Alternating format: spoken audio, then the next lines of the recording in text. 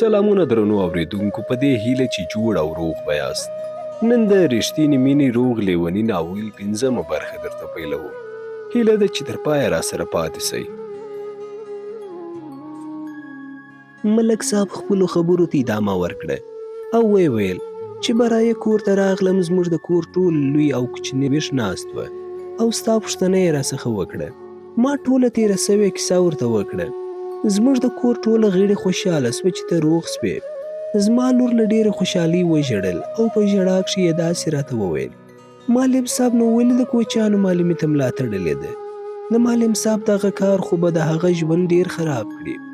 ما ورته وویل: هو بچو، معلم صاحب ټول ژوند آرام تېر کړی دی او د کوچیانو ژوند خو ډېرې ستونزې لري، مګر معلم صاحب هغه ته خوشحاله دی. لور مې یو ګړی په فکر کې ډوبه وه او وروسته یې سر راپورته کړ او ما ته یې داسې وویل: بابا د معلم صاحب سره مرسته وکړه او له دې سفر څخه یې وګرځوه. ما وویل: ولې بچو؟ هغې وویل: زه خو وایم چې د معلم صاحب خو په دې تګ یو بل کار دی. ما وویل: هغه څنګه؟ هغې وویل: د کریم د لور ژړا او خاص بیا د هغې د پسه حلالول او زما خیال دی چې د معلم صاحب تګ دا ثابتوي چې معلم صاحب او دغه نجلۍ یو له بله سره مینه لري. ما وویل: ته هسې مازې لګیا یې، معلم صاحب یو شریفه سړی دی. 2 کاله یې زموږ په کلي کې تېر کړه، تر اوسه پورې موږ له ده څخه یو داسې کار نه دی لیدلی چې هغه د ده پر بد اخلاقۍ دلالت وکړي. معلم صاحب د دې خبرو څخه خلاص دی، دا ګمان دی غلط دی. هغې وویل چې بابا، زه خو هم نه وایم چې معلم صاحب بد اخلاقه دی یا دا چې مینه درلودل بد اخلاقي ده. مینه خو په ډېرو سپېڅلو زړو کې پیدا کېږي، خو زما د معلم صاحب په ځوانۍ زړه سوځي چې دغه مینه به یې ژوند ور تباه او برباد کړي. زموږ د کور ټولو غړو زما د لور خبره ومنل او زه چې هم په ځای کې پرېوتم دا راته جوته سوه چې زما د لور خبره صحیح ده، خو تا ته دې خدای تعالی خیر درکړي چې زما خبره دې ومنله او ځان دې په خپله د بدبختۍ کندې ته وانه چاوه. ما ورته وویل: ملک صاحب، ستا او ستا د کورنۍ څخه ډېره مننه کوم، خو ګوره ستاسو دا خیال پر ځای نه دی. زما د کریم کاکا د لور سره مینه نسته. زما موخه دا وه چې په خپل دغه اقدام سره په کوچیانو کې تعلیم رواج کړم. نو څرنګه چې ستاسو خوښه نه وه، نو ځکه د خپل عزم څخه وګرځېدم. په دې حالت کې غازي د چای پتنوس په لاس کوټې ته راننوتی. څرنګه چې د چای پتنوس له پردې څخه معلوم سو، له غازي څخه مې پوښتنه وکړه چې دا څه شی دی؟ غازي وویل: دا چای دی. ما وویل: دا چای چا راوړې؟ غازي راته وویل: د ملک صاحب له کوره یې راوړې. ما وویل: ملک صاحب، زه ستاسو د ډېرې ستونزې سبب وګرځېدم. ملک صاحب وویل: معلم صاحب، تاسې د دې کلي پر لویو او کوچنیو خصوصا زموږ پر کورنۍ ډېر ګران یاست. ما هیڅ چا ته د چایو رالېږلو نه وه ویلي. څه پروا لري، ته خو پر موږ ډېر حق لرې. زموږ خو خیال و چې ستا ټوله خوراکه دې زموږ پر کور پخېږي، خو تاسو ونه منله او سرزوري مې وکړه. دا موږ ته ډېر شرم دی چې ته زموږ په کلي کې پروت یې او ډوډۍ خپله خورې. ما وویل: ملک صاحب، دا هر څه چې زه خورم ستاسو دی.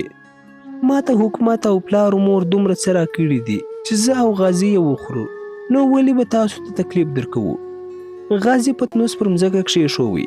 د شیدو چای او تودې پراټې مو په ډېره مزه وخوړلې. د چای تر څښلو وروسته ملک صاحب لاړې. غازي ډېر خوشحاله و، په داسې حال کې چې له ځایه ولاړېدی. له ځانه سره یې وویل: بلای بود ولی بخیر گذشت. ما وویل: غازي څه دې وویل؟ غازي وویل: باداره. ما ویل: شکر دی چې د کوچیتوبه خلاص سو. باداره، ته باور وکړه چې دې کوچیتوب ته دونه وارخطا وم چې څه درته ووایم. د کوچیانو ژوند دې ورک سي، خدای خو دې دا ملک صاحب شاد کړي، اوس به مو کډه پر اوښ بار وای. ما وویل: د ملک لور ته به څه دعا کوې؟ غازي وویل: باداره، که ته راته نه قهرېږې، د ملک خبرې خو ډېرې ښې وې، که خوشې وې هغه ستا خبرې خوشې وې. باداره، ته بیخي بدل سوی یې، ته غواړې چې خپل ژوند تباه کړې. ما وویل: غازي، نور بس کړه، زه په خپل کار ښه پوهېږم، زه ستا لارښوونې ته ضرورت نه لرم، ځه ولاړ شه، د باندې ووځه. غازي خورکی ځوړند د باندې در خونې ووت او زه په خپلو چورتو کې ډوب سوم. ښه ګړی په چورت کې ډوب وم، کله به مې زړه راته وویل: راځه، غازي او کالي ټوله پرېږده، د ټولو په پټه ولاړ شه، کله به مې وویل دا به د ملک صاحب خبرې رښتیا وي. 2-3 ورځې به دا مینه او کشش له منځه ولاړ سي. تقریبا 1 ساعت له همدغه چورتونو سره لاس او ګریوان وم. یو ګړی وروسته غازي کوټې ته راغی او ویل معلم صاحب راغلی دی. ما وویل کوم معلم صاحب؟ غازي وویل هغه معلم صاحب دی چې هره شپه راځي او له تا څخه سبق اخلي. ما وویل ورته ووایه چې راسي. معلم صاحب راننوت. تر روغبړ وروسته یې په مسخرو کې وویل ملک صاحب وایي پیرانان بیخي ورک سوه. ښه پوخ تعویض مې ورته واخیست. ما وویل هو تعویض مې واخیست. خدای جل جلاله دې وکړي چې زما ناروغي ورکه کړي. معلم وویل ولې داسې نه وایې چې خدای دې دا پیریان ورک کړي. ما وویل اشنا په خبرو دې پوهیږم چې تا ته په دې خبرو کې ډیره سودا در پیښه سوې ده. زه پیریانو نه وم نیولی او نه پیریانان سړی نیسي. پیریان ستا او وجود په قرآن کې ثابت دي، مګر انسان اشرف المخلوقات دی او د انسان سره هیڅ لار نه لري. معلم صاحب وویل ښه نو ته ولې ملا ته ورغلی وې او په ځان یې دونه ستونزې ولې وګاللې؟ ما وویل وروره د کلي خلک ډیر مهربانه دي او زما سره یې ډیره مهرباني درلوده او دوی په دې باور و چې پر ما پیرانان ناست دي. که زه له دوی سره نه وای تللی او د دوی غوښتنه مې رد کړې وای دوی خوابدي کېده. پر ځان مې تکلیف تیر کړ مګر دوی مې خوابدي نه کړه. معلم صاحب وویل ملک ماته یوه بله عجبه هم وکړه. دا څه ډول خبره ده؟ دا د کوچیانو معلمې؟ ما وویل رښتیا ده. ما د کوچیانو د یوه سپین ږیري سره ژمنه کړې ده چې د هغو معلمې به کوم. معلم وویل دا ټوکې کوې که رښتیا وایې؟ ما ورته وویل په دې خبرو کې کم ځای د ټوکو دی. زه او ته خو همدې ته تربیه سوي یو چې د دې وطن اولادو ته به تعلیم او تربیه ورکوو. پر ما او تا د کلیوال او کوچي څه فرق دی؟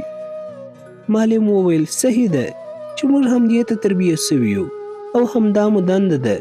مګر تا ته معلومه ده چې کوچیان یوه ورځ پر یوه ځای نه تیروي، ټوله ورځ مزل کوي او بیا خوشي ګرځي. نو درس به په کوم وخت کې ووایي؟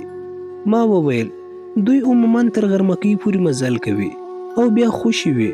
که څوک لږ زحمت پر ځان تیر کړي تر ماښامه پورې ډیر وخت دی. معلم وویل زه خو دا خبره مسخره بولم. کوچیان او ښوونځی ډیر سره لرې دي. هو منم چې د یوه کور کوچنیانو ته به درس وویل سي، مګر د یوه منظم ښوونځي جوړول په کوچیانو کې زیات ستونزمن کار دی. ما ورته وویل ته به وګورې چې زه یې دا ستونزمن کار څونه اسانوم. د انسان د هوډ او توکل په مقابل کې ستونزمن او ناممکن الفاظ هیڅ معنا نه لري. خلکو ډیر ستونزمن او نه کېدونکي کارونه د خپل هوډ او توکل په زور اسانه کړي دي. دا کار دونه ستونزمن کار نه دی لکه څنګه چې تا خیال کړی دی. معلم وویل هو په دنیا کې خو داسې کار نشته چې ودې نسي، مګر دا باید را سره ومنې چې د کوچیانو معلمې هم اسانه کار نه دی. ته مجبوره یې چې هره ورځ د دوی په شان د دوی سره مزل وکړې او ټول آرام عمر پر ځان حرام کړې. یوه ورځ به د کاغذ نه وي، بله ورځ به قلم نه وي او تر ټولو مهمه دا ده چې دا خلک به په ډیر تکلیف خپل کوچنیان ستا ولاس ته سپاري. ما وویل معلم صاحب ما هوډ کړی دی چې دا کار به خامخا کوم، نو دا به وروسته معلومه سي چې دا کار کېدای سي که یا. معلم وویل هلته هر څوک ستا او د نجلۍ په باره کې خبرې کوي. ما وویل څنګه خبرې؟ معلم وویل ملک د خدای میر د خولې وایي چې د هغه کریم کاکا لور تر هغه وخته چې ته پر ست کېدې هغې ژړل. ما وویل دا خبرې خو بدې نه دي، د هغې به پر ما زړه سوځېدلی وي او هم زړه سوځل ګناه ده که څنګه؟ معلم وویل ولې به یې سپینه نه درته کوم؟ ټول خلک وایي چې ستاسو دواړو په مابینځ کې بله خبره هم سته. ما ورته وویل بیا دې سپینه خبره ونه کړه. معلم وویل وبخښئ دا خبره باید ما نه وای کړې، مګر څرنګه چې د ملګري او مسلکي حق سربیره ته پر ما د استازي حق هم لري، نو ځکه باید تاسو خبر کړم چې ټول خلک وایي چې تاسې دواړه ته او د کریم کاکا لور یو تر بله سره مینه لري او دا مینه مو ډیره تبده هم ده. ما وویل معلم صاحب دا خبرې درواغ دي، حقیقت نه لري.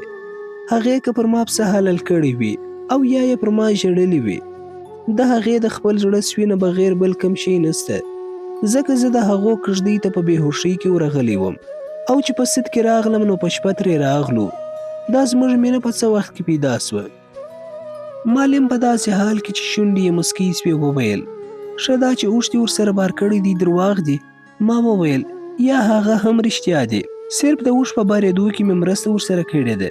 معلم وویل زه خدای میر او یا هم ملک نه یم، زه ستا ملګری یم او په عین حال کې د شاګرد هم یم.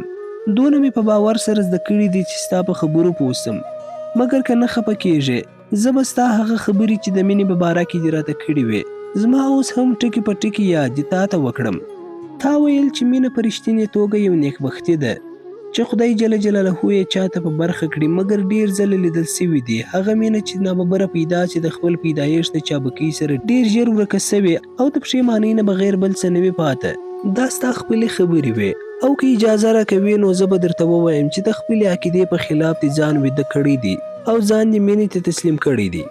ملګری زه ستا څخه غوښتنه کوم چې له ما څخه د حقیقت پټولو کوشش مه کوه، ځکه زه ستا ښه پیژنم. ستا سترګې، ستا وچې شونډې، ستا رنګ، بالاخره ستا هر څه د یوې سوځونکې مینې حکایت کوي. ته به له نورو څخه خپل احساسات پټ کړې، مګر ګوره زه چې څونه تا پیژنم په همغه اندازه ستا په نننۍ ناکرارۍ هم پوهېږم. له ما څخه د حقیقت د پټولو کوشش مه کوه. زه د معلم خبرو ډېر متاثره کړم تر دې چې له سترګو مې بې اختیاره اوښکې توی سوې. د سپېڅلو او پاکو خبرو د راز ساتلو مقاومت مات کړ او خپل ټول حال مې ورته ووایه. د هغه د رښتینې ملګرتیا او دوستۍ په خاطر مې خپل اخرنی تصمیم هم ورښکاره کړ. زما پر حال یې ډېر زړه وسوځاوه او ډېرې اوښکې یې راسره توی کړې. ما له معلم صاحب څخه غوښتنه وکړه چې زما د تګ په باره کې له ما سره مرسته وکړي. له ډېرو خبرو وروسته مو داسې پرېکړه وکړه چې 3 ورځې وروسته به زه د رخصتۍ په پلمه له دې کلي ولاړ سم او غازي زما نوکر به 1-2 میاشتې دی له ځانه سره وساتي او له 2 میاشتو وروسته به یې رخصت کړي. قدرمنو دوستانو 5مه برخه همدلته پای ته رسیږي، په دې هیله چې د خوښې وړ مو ګرځېدلې وي. تر 6مې برخې د الله په امان.